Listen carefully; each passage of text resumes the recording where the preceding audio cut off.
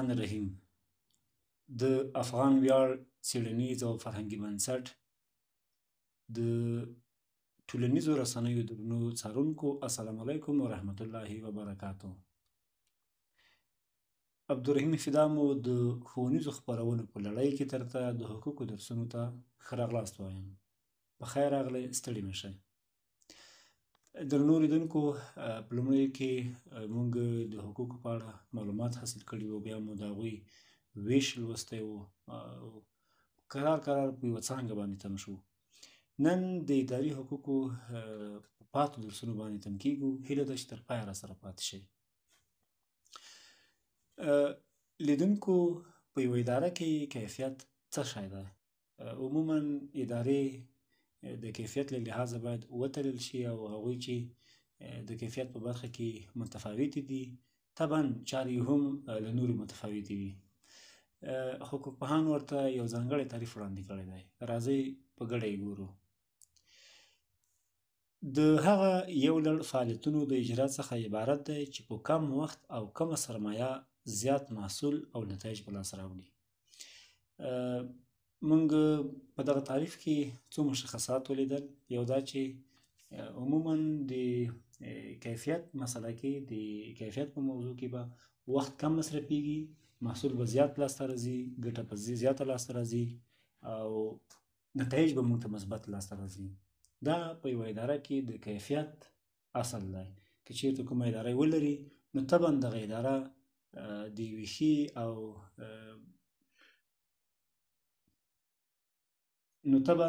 دغه اداره د یوې ښې ادارې په توګه موږ او تاسو پیژنو. په دوهمه برخه کې نن موږ د ادارې ډولونه وایو. ملګرو، عموم کې اداره په دوو برخو ویشل شوې ده. یوې ته یې عمومي اداره ویل کېږي او بل ته یې خصوصي اداره ویل کېږي. راځو د دواړو تعریف به واورو، ورپسې به راتلونکو درسونو ته دوام ورکړو. عمومي اداره هغه اداره ده چې د ټول هیواد په کچه د بحث لاندې نیول کېږي. دا د هیواد نو طبعا دغه اداره د یوې ښې ادارې په توګه موږ او تاسو پیژنو. لیدونکو، په دوهمه برخه کې موږ د ادارې ډولونه لولو. اداره په عموم کې په دوو برخو ویشل کېږي: خصوصي اداره، عمومي اداره. لومړی راځو عمومي اداره وایو. هغه اداره ده چې د ټول هیواد په کچه تر بحث لاندې نیول کېږي.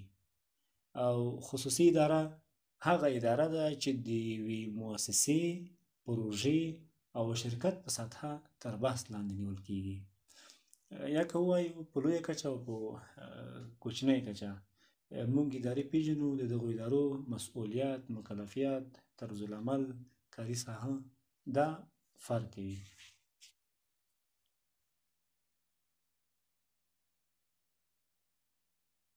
لیدونکو، په دریمه برخه کې به موږ او تاسو د یوې ښې ادارې ځانګړتیاوې ووایو.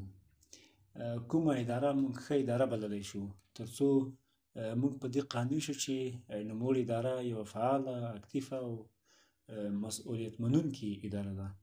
نو دغه اداره ځینې ځانګړنې لري چې موږ تاسو به یې هر یوه ځانګړنه باندې لږ تم شو. لومړی د یوې ښې ادارې ځانګړتیا د واک تشخیص ده. یعنې کله که په یوه اداره کې واکونه تشخیص شوي وي، مشخص شوي وي، د هغې په ساحه کې یا د واک په ساحه کې یو چا ته مسؤلیتونه ورسپارل شي، نو خود به خود دغه اداره ښه فعالیت کولی شي یا خپل اجرات په ټاکلي وخت سرته رسولی شي. یو بل ته د مداخلې فرصت نه برابریږي ځکه د واک تشخیص شوی دی، هر چا ته خپل واک مشخص شوی دی. نو دا د یوې ښې ادارې ځانګړنه ده چې په هغې اداره کې واک تشخیص شي. دوهم د واک تطبیق دی.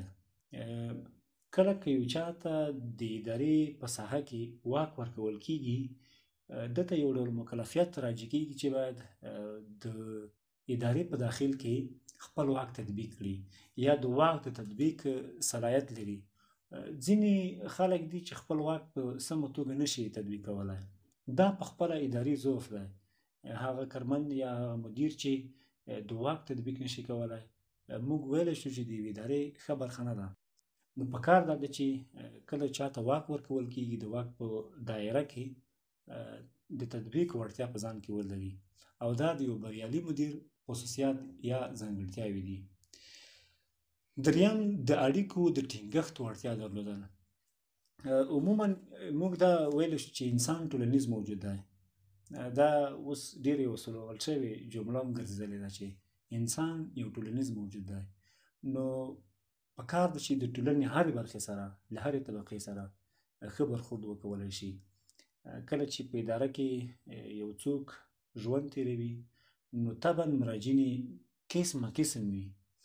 دا یې د ادارې په برخه کې له قسمه قسم مراجعینو سره مخ کېږي، قسمه قسم حالات سره مخ کېږي. په یوازې ډول په یوازې توګه د ادارې په داخل کې خپلې چارې ښې مخ ته نشي بیولی. که چېرته یو ښه اړیکه جوړونکی وي یو مدیر ښه اړیکه جوړونکی وي، د اړیکو وړتیا په ځان کې ولري، په خپل ځان کې ولري، نو خود به خود دغه مدیر یو بریالی او ښه مدیر حسابېدی شي. نو دریم اصل د یوې ښې ادارې دا دی چې مدیر باید اړیکه جوړونکی واوسېږي، ښه اړیکه جوړونکی واوسېږي. هغه که د ادارې په داخل کې وي د لاس لاندې مامورینو یا کارمندانو، یا که د عموما د مراجعینو وي، باید د ښو اړیکو پاللو وړتیا ولري. د ښو اړیکو پاللو دپاره حوصله پکار ده، زغم پکار دی. موږ به بیا راتلونکې برخه کې ووایو ځینې نور مشخصات هم دي. څلورم سروې.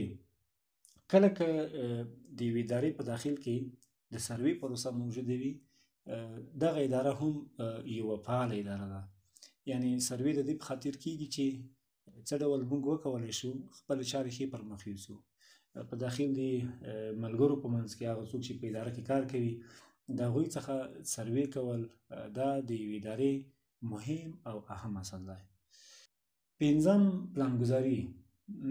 عموما دغه د ادارې یا د یو مدیر یوه لویه ځانګړنه دغه ده چې هغه د پلان مطابق خپلې چارې پر مخ یوسي.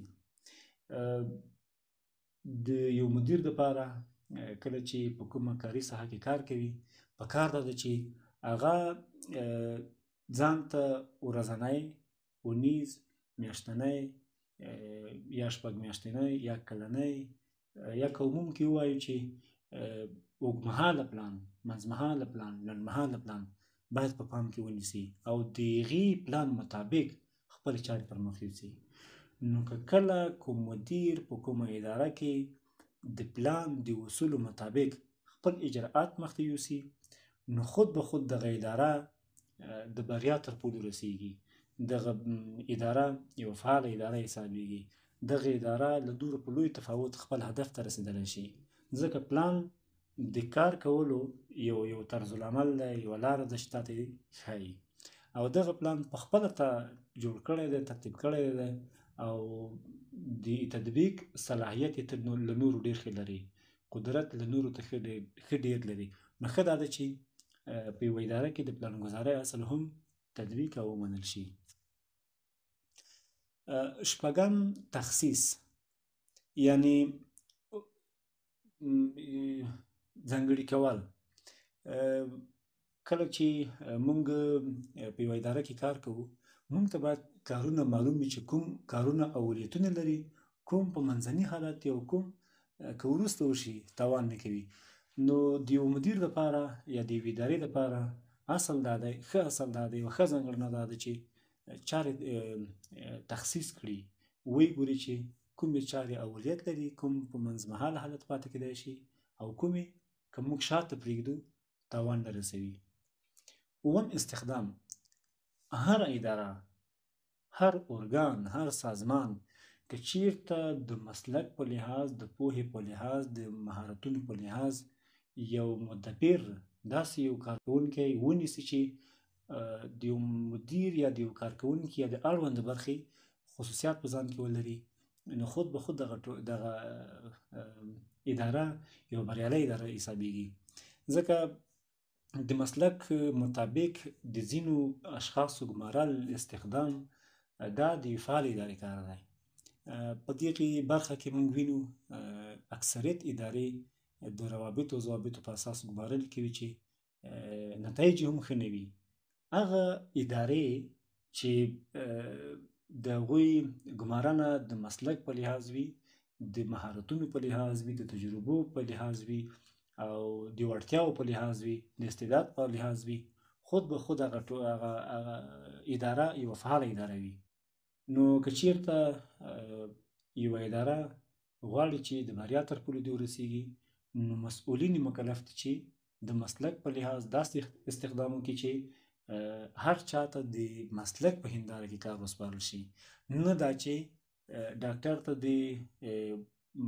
په یوه حقوقي اداره کې کار ورکړل شي یا یو انجینر ته د په راډیو کې کار ورکړل شي، ځکه دا د استخدام د اصولو خلاف ګمارنې دي چې کیږي او د یو بل په مسلکونو کې لاسوهنه هم ده. اتم د یوې ښې ادارې ځانګړنه هغه همغږي ده. کله که په یوه اداره کې یا د یوې ادارې په داخل کې د همغږۍ اصل موجود وي، دغه اداره ډېر یو ښه لیول ته رسېدلی شي، خپلې چارې په ښه ډول همغږي کولی شي، پرمخ وړلی شي. هغه ادارې چې د هغوی ترمنځ همغږي نه وي موجوده، یووالی نه وي موجود، یا د خبرو انډول نه وي مساوي، یا د هغوی ترمنځ د مدیر، کارمند او د په اصطلاح د ملازم یا د نورو کارکوونکو هغه لیول نه وي موجود، یا مثلا ملازم له مدیر څخه په لوړ ګراف غږیږي، رئیس ته ارزښت نه ورکول کیږي، یا د دوی ترمنځ لازم هغه څه چې پکار دي لکه همغږي ده، یووالی ده، که دا نه وي موجود، دغه اداره خود به خود ناکامه اداره ده. مګر که چیرته په کومه اداره کې د همکارۍ، د همغږۍ اصل موجود وي، دغه اداره له نورو په لوی تفاوت یوه بریالۍ او ښه اداره حسابېدای شي. نهم، رهبري. ملګرو، همیشه د یوې ادارې دپاره یو ښه رهبر پکار دی. یو مدیر باید یو ښه رهبر واوسېږي، یعنې د خپلو د لاس لاندې کسانو، هغه کسان چې د ده له لاس لاندې دي یا د ده کارمندان دي، پکار دا ده چې ښه رهبري وکړي، د هغوی ترمنځ د مینې محبت فضا رامنځته کړي، د هغوی ترمنځ د کار کولو وړتیا، د هغوی ترمنځ د کار کولو انرژي وویشل شي، دوی ته یوه ښه روحیه ورکړل شي، دوی ته یو ښه فکر ورکړل شي، داسې رهبري وشي چې هر یو کس د خپل ذوق، د خپل شوق، د خپل علاقې له مخې په خپل مسلک کې واقعیت کار وکړي. دا په ښه رهبرۍ پورې تړلې ده او هر هغه څوک ښه رهبر دی چې د لاس لاندې خلک یا هغه څوک چې د ده د لاس لاندې کار کوي، دوی په اطمینان او په دلایلو، په خوږه ژبه، د اصولو په چوکاټ کې داسې کار وکړي چې هېڅوک هم ځان ستړی ونه ښایي. دا یو ښه رهبر کیدای شي. او د مدیریت دپاره رهبري دا ډېر یوه ښه موقع ده، د دې په خاطر چې که چیرته یو ښه مدیر، یو ښه رهبر جوړ شي، نو خپله د کار لاس لاندې طبقه، هغه څوک چې کار کوي، په ډېره لیوالتیا، په ډېر ښه فکر او سوچ سره خپلې چارې پر مخ بیایي. لسم، رپوټ ورکول او اخیستل. دا د یوې ښې ادارې اصل دی. کله چې موږ په یوه اداره کې کار کوو، هغوی چې د لاس لاندې دي، خپل مشر ته، خپل مدیر ته، خپل مسؤل ته راپور ورکوي چې مثلا د میاشتې یا د اونۍ یا د کال په جریان کې موږ دغه کارونه کړي دي، دغه مو خنډونه لرل، دغه مو فرصتونه لرل، دغه مو فعالیتونه کړي دي، دغه مشکلاتو، دغه ټول د یو راپور په شکل لیکي او خپل مسؤل ته یې سپاري. او د دغه راپور اخیستلو مسؤلیت، مکلفیت د ادارې مسؤل ته ده راجع کېږي، ځکه هغه مجبور ده چې د خپلو کارمندانو هغه راپورونه جمع کړي، ارزیابي یې کړي، له هغې وروسته یې د هغه چا ته وسپاري چې له ده پاس دي. نو هغوی بیا دغه ټولې ستونزې، مشکلات چې د کار په ساحه کې کارمندانو لرلې، یو ځای کوي او یو حل لاره ورته پیدا کوي او هغه کارونه فعالیتونه چې د راپور په اساس چا ښه کړي دي دلته اداره یو بل اصل ته متوجه کیږي چې هغه د مجازات او مکافاتو اصل دی. کله که یو چا ښه کار کړی وي، فعالیت یې ښه وي، خواري یې کړې وي، نوښتونه یې کړي وي، په اداره کې ځان ستړی کړی وي، نو د ادارې مسؤلین دا مکلفیت او مسؤلیت لري چې د ادارې په داخل کې دوی ته دغو اشخاصو ته چې ښه کار یې کړی دی د درد په خاطر، د هڅونې په خاطر ستاینلیک یا مکافات، داسې مکافات که هغه نږدې وي که هغه معنوي وي ورکول کېږي تر څو نورو ته هم دغه فکر سرایت وکړي او په ډېرې لیوالتیا نور کارمندان هم دې ته تشویق شي تر څو ښې برنامې چمتو کړي، نوښتونه وکړي او اداره فعاله وساتي. د افغان ویاړ څېړنیز او فرهنګي بنسټ د ښوونیزو خپرونو درنو لیدونکو، موږ نن ورځ په څو مشخصو موضوعاتو باندې وغږېدو. یو د ادارې کیفیت شو، پسې بیا د ادارې ډولونه وو چې په عموم کې مو وویلې، نور ډېر ډولونه درلودل خو موږ له هغه ډولونو تېر شو. ورپسې مو د ادارې ځانګړتیاوې تاسو سره شریکې کړې. نو انشاءالله په راتلونکي درسونو کې به د منیجمنټ ځانګړتیاوې هم ووایو، تر هغې چې موږ بیا خپرونې ته راګرځو. تاسو په لوی او بښونکي خدای سپارو. د خدای په امان.